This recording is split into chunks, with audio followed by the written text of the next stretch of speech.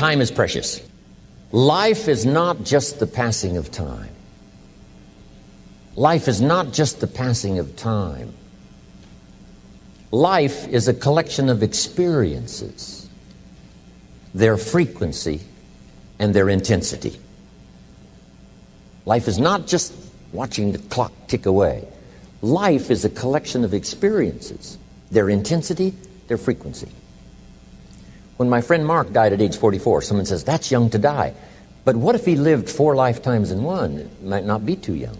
Whatever the span of your life turns out to be, here's what you want to fill it up with: experiences and the intensity of those experiences.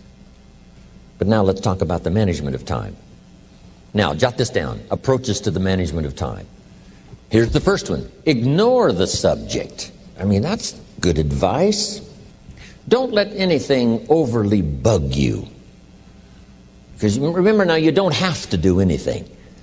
Someone says, well, I got to get a handle on my time. The answer is no, you don't. If you want to let it all go, you can let it all go. I mean, this is good advice. Somebody says, you ought, you ought, you ought.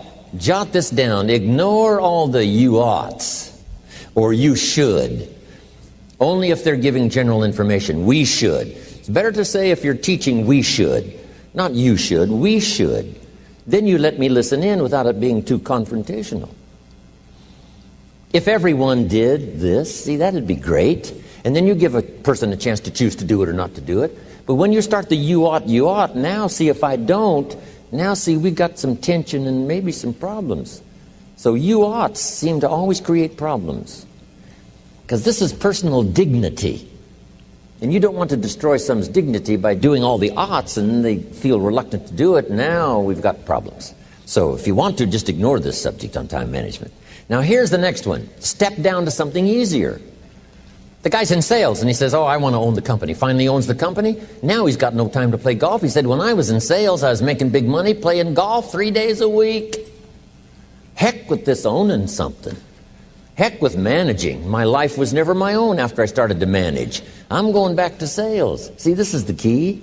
If you're getting too pressed, you might consider stepping down to something with a little easier time pressure. Little girl says to her mother, Daddy comes home, brings his briefcase and pats me on the head and says hello, disappears and works on his papers. How come my daddy doesn't play with me? And her mother said, look, your daddy loves you very much, but he's so busy at work, he can't get it all done, he has to bring it home. He loves you, but that's why he can't play with you. And the little girl said, why don't they just put him in a slower group? So, jot this down now. If you don't have time for your kids, you might consider joining a slower group. Remember when I said some things I went for cost me too much? So reconsider. Next key to time management, and that's work longer and harder. But see, there's a limit to that. I almost lost my health the first year. I went so crazy about personal development and achievement. I just went bonkers. You know, I told you I was skinny, but at the end of that first year, I was a walking shadow. And then it suddenly occurred to me, what if I got rich and too ill to spend it? I mean, that was a shocker. So I started developing a little more reasonable, because I said, if 12 hours won't do it, I'll work 14. If that won't do it, I'll work 18. I mean, how many hours it takes. And sure enough, it cost me too much. So see, working longer and harder for some might be appropriate. You know, if you're just sitting around not doing that much, this might be good, work longer and harder. But you can only work so hard. Here's the key, not to work harder, but smarter. When you've worked as hard as you can, doing the best you can in terms of physical output in the time, reasonable time. Now here's the ultimate in the management of time, and that is you simply become more skillful. When I first got into sales, you know, I was around people that could get, 9 out of 10, 8 out of 10. And when I first started, I could only get 1 out of 10. But here's what I did. I worked around the clock, so that I would make up in numbers what I lacked in skill. That's good in sales. You got to jot that down. When you're new, you make up in numbers what you lack in skill. Now, when you become more skillful, the numbers can go down because now your persuasive ability, and all of that is now so high that you don't need to put as many numbers out. But at first, if you want to compete or if you want to really get good, you've got to put in the numbers.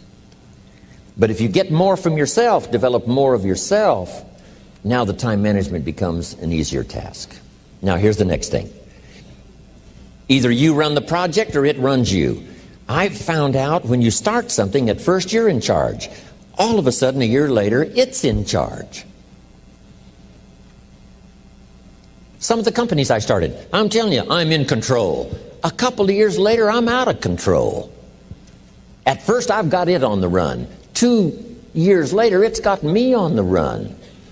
Haven't got enough time. I'm dizzy with trying to get it all done. So here's part of the key, and that's to get in charge.